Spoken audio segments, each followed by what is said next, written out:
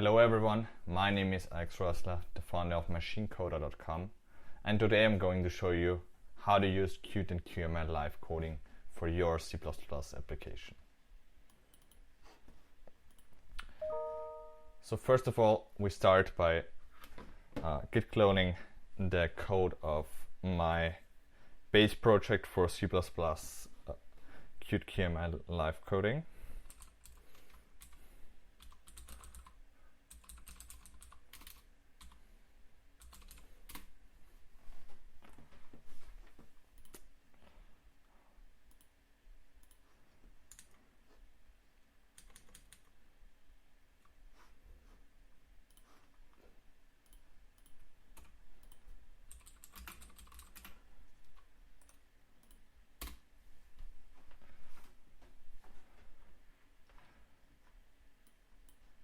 So next I'm going to open the project in Qt Creator. I've prepared an empty session.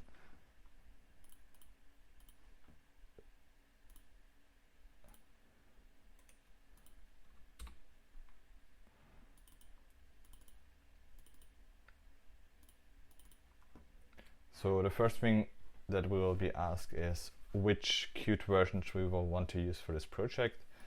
For this demo I'm going to use the Qt 5.12.1, but you can choose whatever Qt versions you want to use live coding with.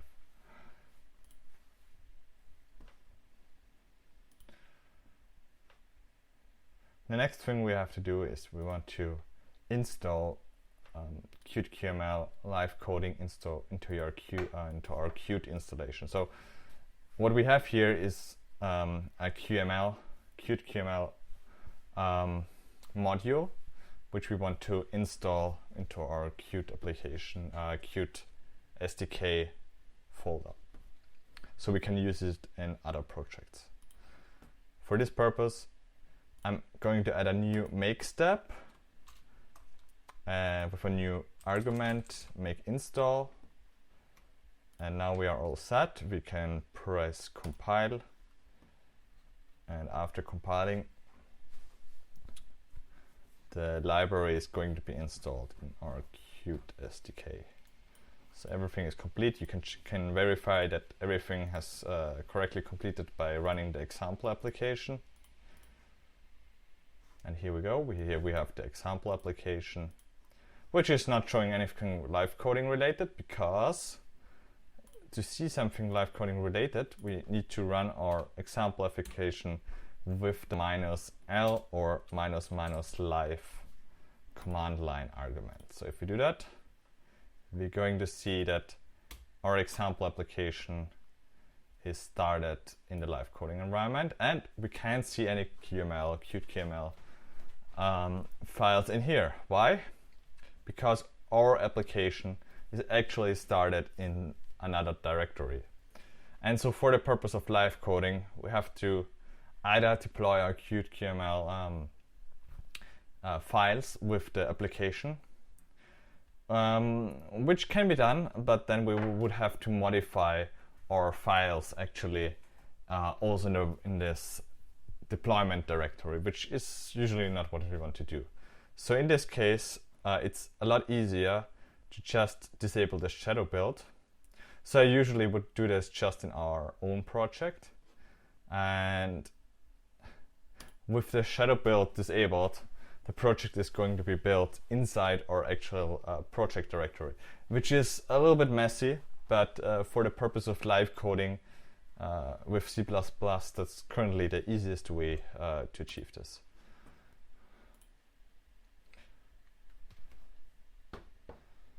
So since we did not have the live coding enable, the shadow build disabled in the beginning, we have to recompile everything.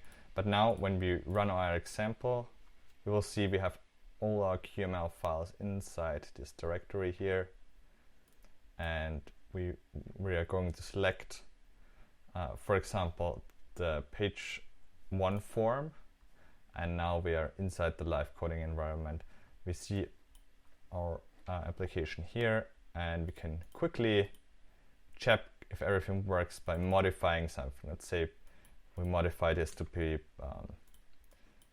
page 10, for example. And we save everything, and we see everything is going to be updated here. So to demonstrate how to use this in your own application, I'm going to create a new project. I will start with a simple Qt quick application. Let's start with something like a swipe application template. Now I'm going to choose the correct folder, of course. I'm doing this in my own live coding directory right now. And let's call it live coding demo.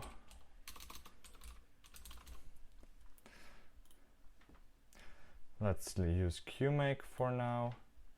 Qt 5.9 is okay. And then use Qt 5.12.1. Okay. And now when we run our application, we'll see we have just this very simple template application that comes with Qt. And now we are going to update this application to support live coding, because right now we just, the usual workflow would be something along the lines of either we use the graphical QML editor or designer actually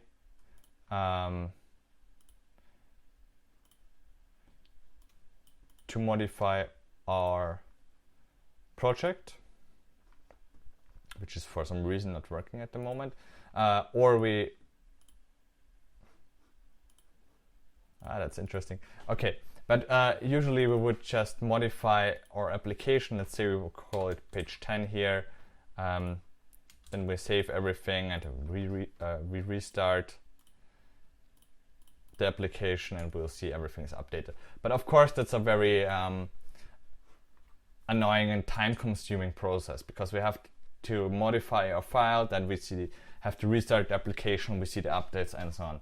Especially for working on QML projects, that's actually very time-consuming and not very nice way to work. I mean, that's how a lot of people work actually, like modifying source code, restarting everything and so on.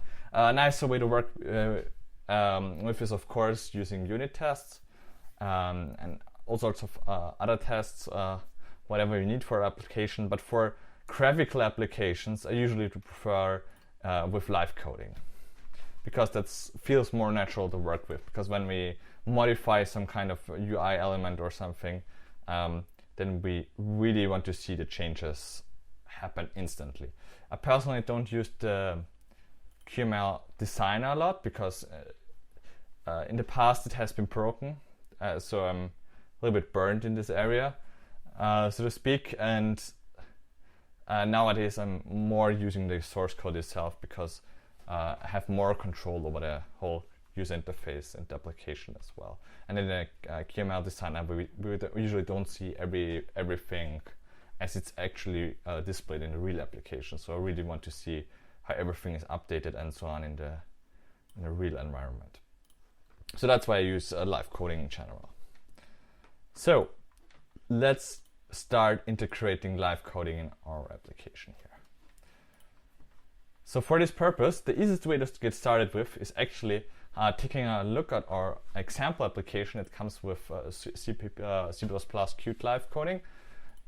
And it's very simple. So we have the main file, which looks a little bit different than our default main file. And we have a new QML file inside here, which is called live QML, which basically starts our live coding environment. So let's start with the updated main file. Let's take a look at all the changes.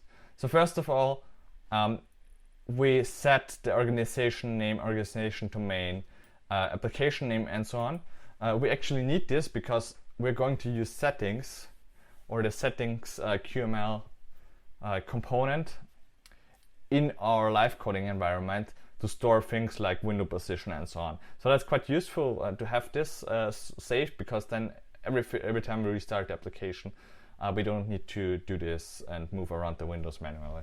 So that's why we want to set things like organization name and so on here, because the Qt settings module is going to use this information to store the settings files somewhere on the computer, depending on the operating system, but it's using this information we add here to generate the path, or let's say a registry path for Windows, or an INI file folder name, and so on for Linux and Mac OS X. And not sure what exactly it's using for Android, but yeah, it's going to generate something depending on the operating system. So I'm going to copy this over here to our application. Let's call it live coding. And the display name should also be live coding. And I'm not going to change the organization name and organization domain, because yeah, it's machinecoder.com. For your application, of course, you need to change this. The next thing we're going to add is the command line parser. So here, what we're going to do is we're adding a new command line argument, the -l or -live argument, so we can start application either in live mode or in normal mode. I personally really like this approach, because then we always have the option to switch, and with the Qt debug if defs we can actually remove the live option from our real application, from our deployed application. So I'm going to copy this over as well. I have to include the Qt command line parser.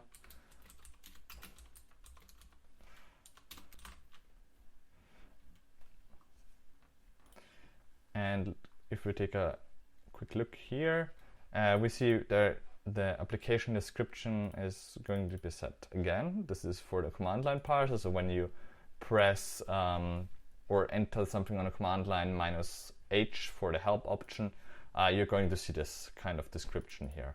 Let's call it live coding demo application or something like that.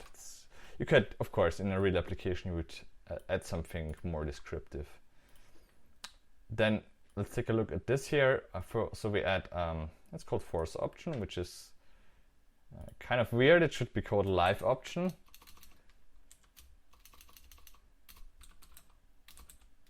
Which is more descriptive, of course. And we are giving it a description here as well, start live coding mode. And then we are adding this option to our parser, and in the end we're going to process our application arguments.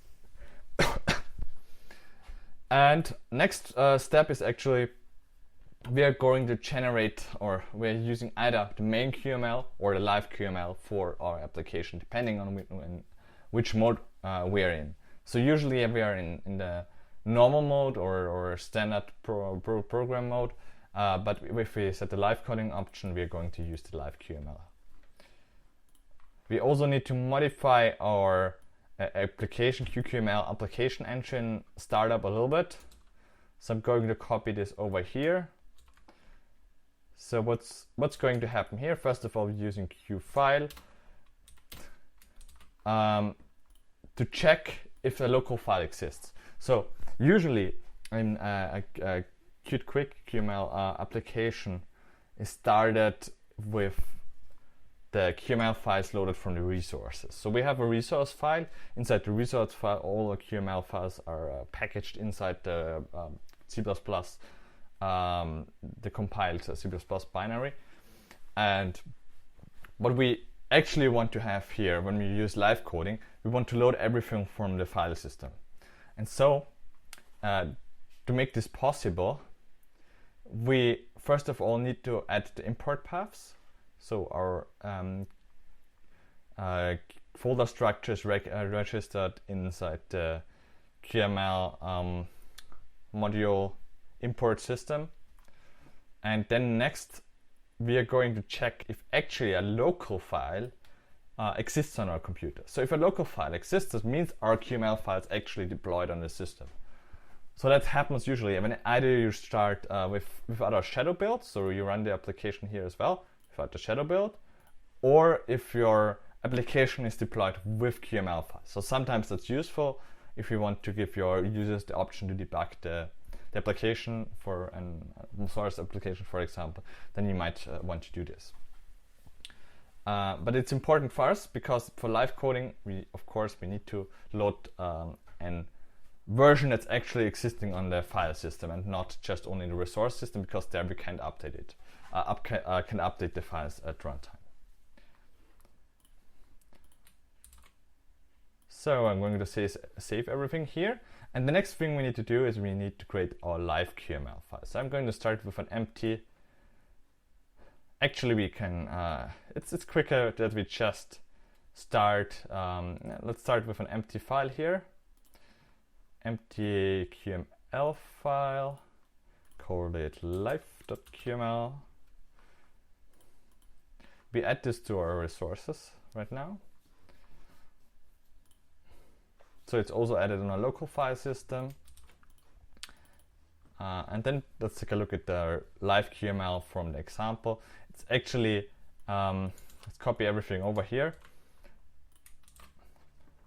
If you take a look at this code, that's pretty much boilerplate code here. Yeah. So if for our application we might want to change things here, for example, if we want to add our custom style to our live coding environment, we want to add this in this file here. If we want to change the default height and width of our application window, we will change it here, for example. So that's actually very useful to be able to change everything and modify everything here. But we also need this boilerplate code, which does the following things. First of all, we have our application window, which is the default window, Q window for Qt Quick Controls. So everything right now is set up to work with Qt Quick Controls.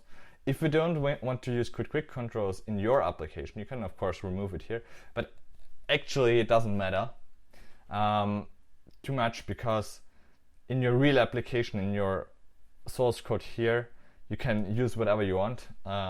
This is just for the live coding environment window. So if there you use, for example, like Qt Quick Controls, and you don't use them in your application, then it doesn't matter really. It's just the starting the application frame around it, so shouldn't affect your application. Then we have the live coding panel here.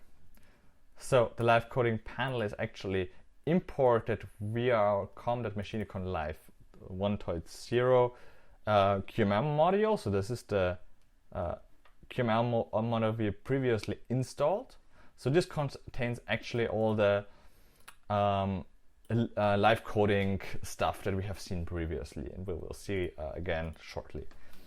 And then we have here settings, QML component, which is loaded from Qt Lab settings. So this component is really cool and to use. Actually, it saves and stores all our settings we set here as properties and reloads them at startup. So when we add an alias or a property here, it will automatically be stored when we destroy applications or close our application, and it will be restored again when we start up application again, which is very useful because then we can quickly save our width, height, XYZ of our application, our visibility of flags, window flags, whether we want to hide or show the toolbar and so on, and also the screen.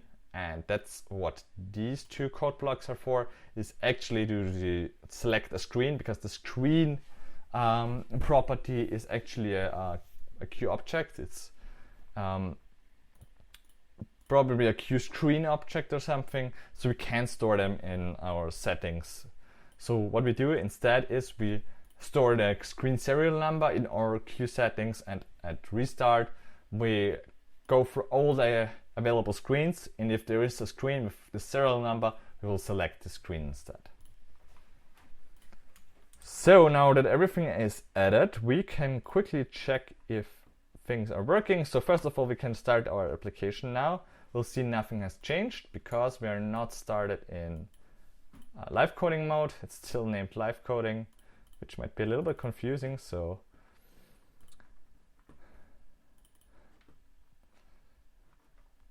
But we are not starting in live coding mode. If you want to start in live coding mode, we have to add the command line argument -L. And here we go. We have started our application in live coding mode. And now if we select our page 1 form, we can see our page 1 form. We can unload the QML file again and so on. So what I recommend you to do right now, if you click on main QML, we'll see we have another application, which is nice, but not really what we are expecting. We are expecting that everything is loaded inside here. But of course, our main QML contains another application window. So what I usually do in this case is I create another QML file. I usually call it something like main panel, for example. And inside the main panel, I add all the code except our application window.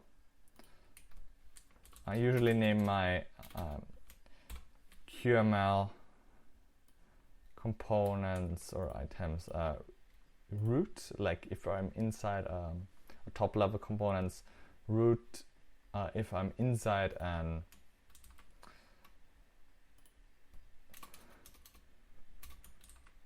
QML file.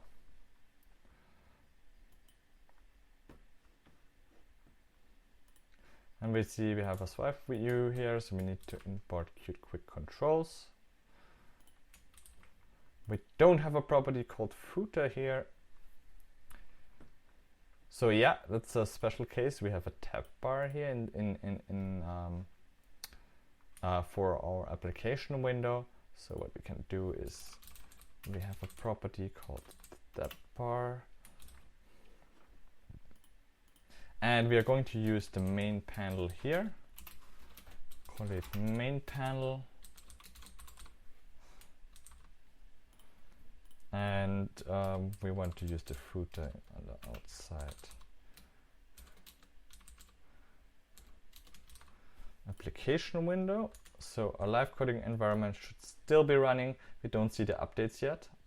So we need to click on something, unload again, and we're going to see the main panel. And what you can see here is we see the main panel, but not the tab bar. Which might be a little bit confusing, but unfortunately the item has no footer option in this case.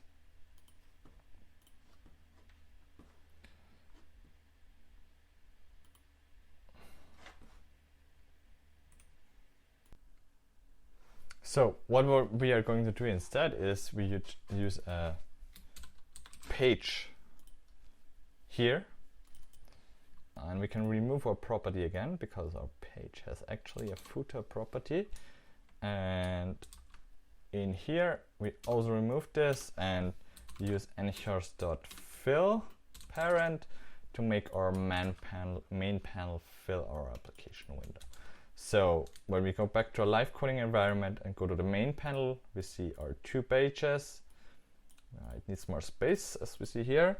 But we see everything here works. If we click on our main QML, we still have our window, but we can work with the main panel here instead. So we have everything integrated in our live coding environment, and now we can actually start to work on our project. So let's say, for example, I want to edit on. Let's say on page 1, we changed this text here, so I'm going to change this back to page 1.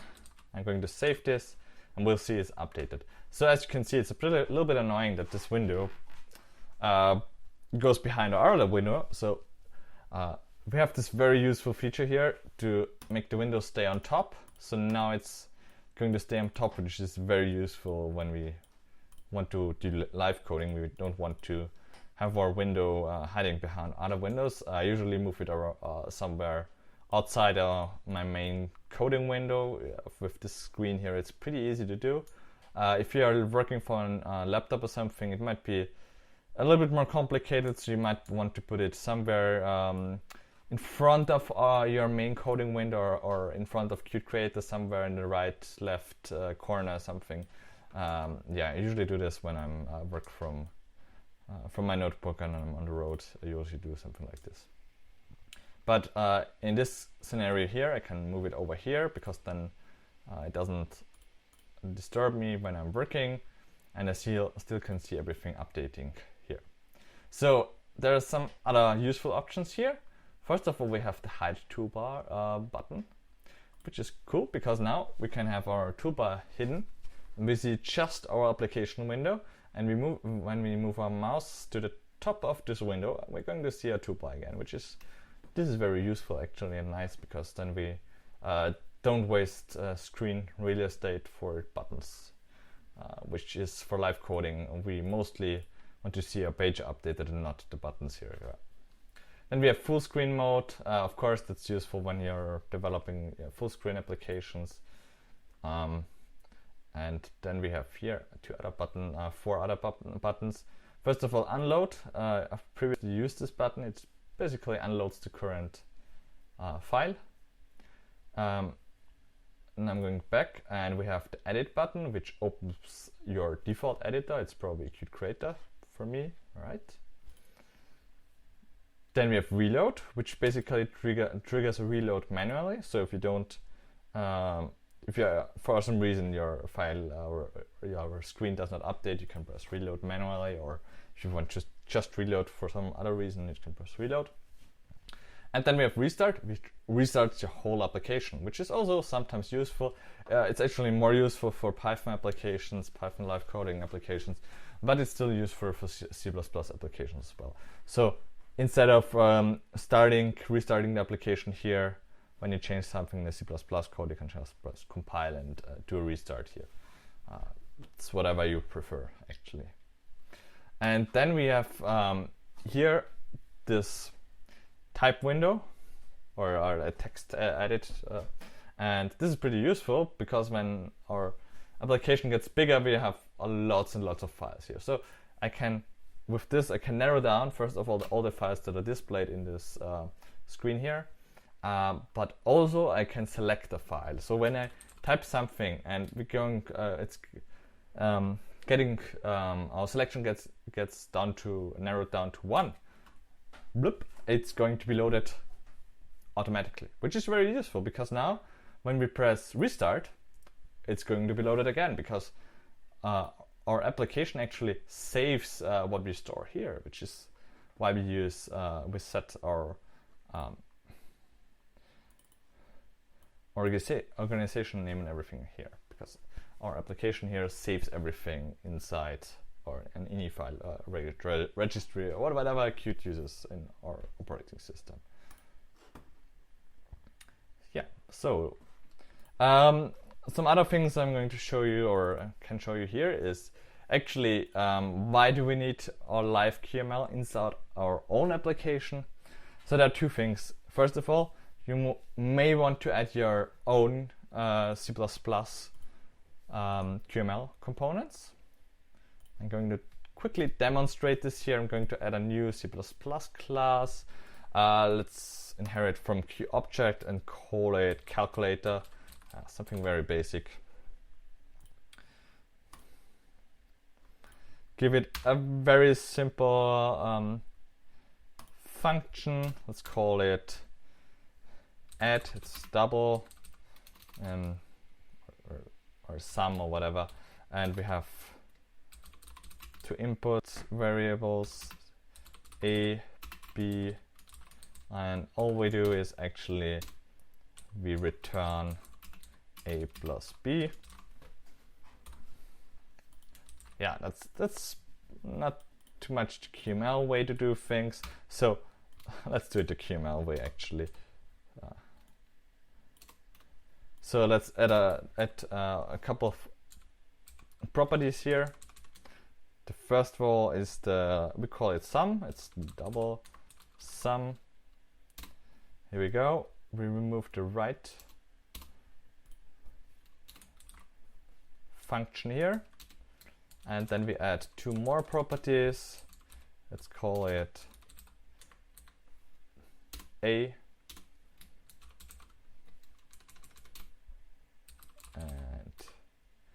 b, auto-generate our variables and everything.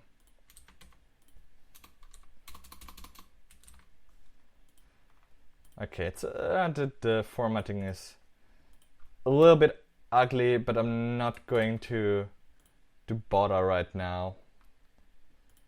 But what we want to do, we want to add our own. Yeah, I really don't like to have the privates up here. I want to have them down. Oh, where am I? So I want my privates to be declared down here. And I'm creating a new private slot actually.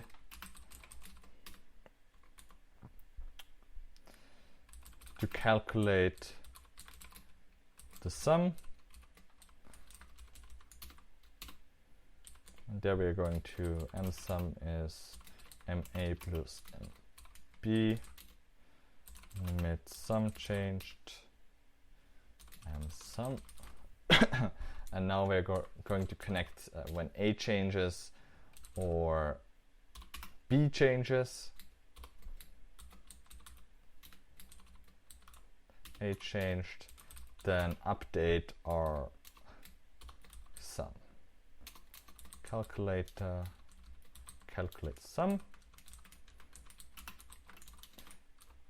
We are going to reuse this for B as well.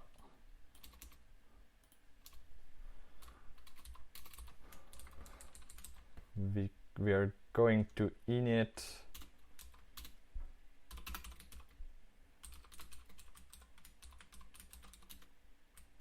all member variables, something meaningful.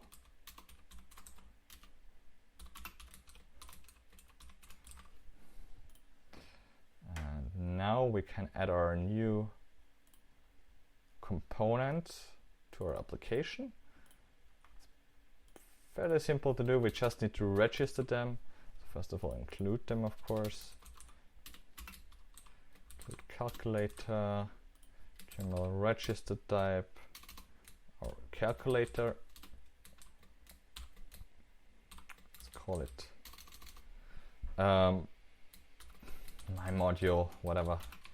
It's not a good name, but we'll figure out a better one.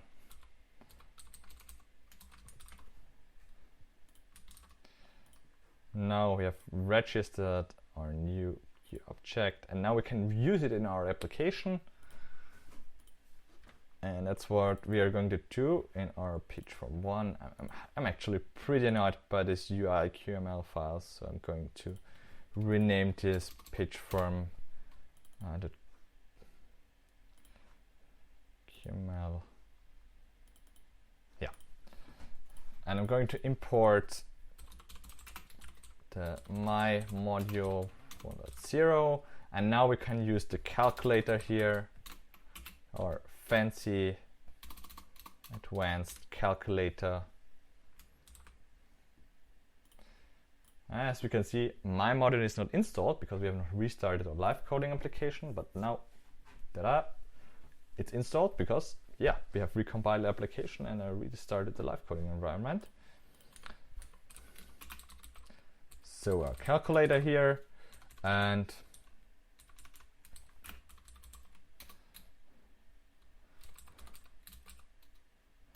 add 2 text edits, something like a row layout, just a row for the sake of it.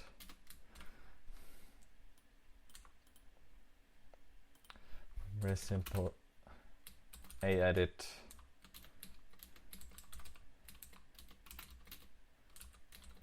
B edit, and then we have a label, sum label. Let's add another label here.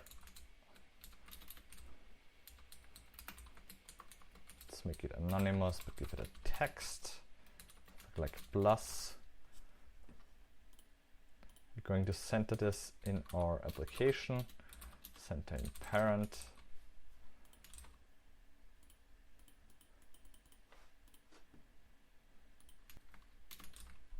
text. That is actually not part of Qt Quick Controls. So we are going to take a look at Qt Quick Controls 2 and what kind of inputs we have here.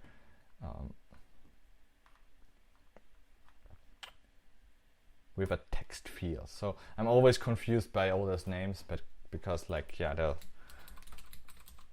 almost called the same. So that's a little bit annoying in my opinion, but that's how it is. So things are getting clearer now.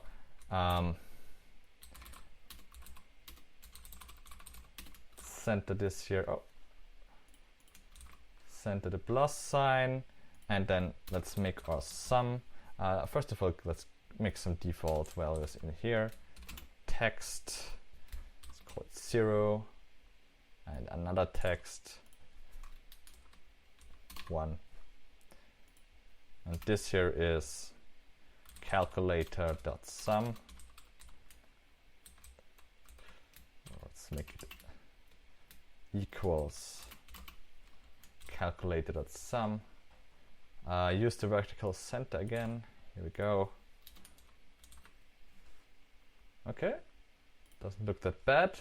Our results is still not correct because we have not updated A and B here.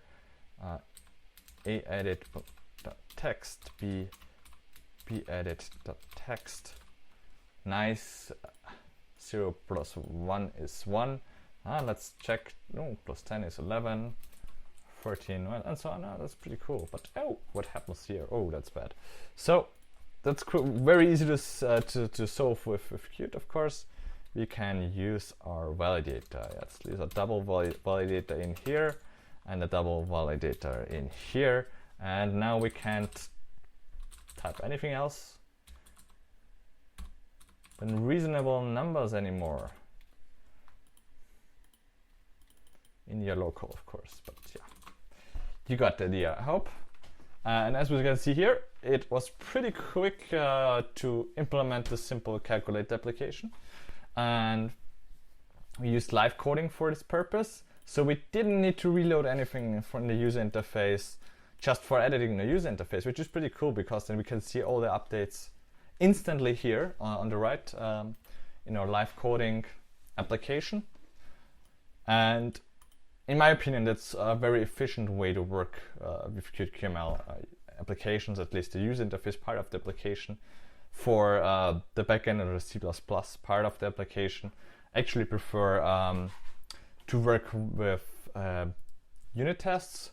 I use Catch, for example, to test my applications because that's in my opinion, one of the fastest ways to work is to write your C++ classes around unit tests or write unit tests while you're developing the application. You don't have to try out everything and so on, which is, in my opinion, a very inefficient way for working with the typical business logic of your application. But if we are working on the front end, in my opinion, it's a lot easier to work with live coding because you see the updates instantly. And you want to tweak some graphical things. Let's say, for example, I want here to tweak the height of my text field or something like just try out how big is 50. I don't know, but I can see it visually here. It's a lot easier to work with than to change it here, update it, change it here, update it, restart the application and so on, which takes a lot of it's a lot of work, and then of course your feedback loop is long, and that's not as efficient as when you're working right here with live coding. I mean, the other way is to work with QML Designer or Qt Quick Designer here. In my opinion, that's nice if you're not that familiar with QML source code yourself, but I personally get quicker and better results when working directly with the code. Especially when you're working more advanced applications, you simply can't easily work with the Qt Quick Designer right now. I mean, the Qt project is working on new tools to integrate with Photoshop and so on. I haven't tried them yet. Qt Quick Studio, I think it's called. It might be interesting to try out, but in general, I think the live coding is a very good way to work work on quick user interfaces. So yeah, I hope you have enjoyed my quick tutorial, and then thank you and see you next time.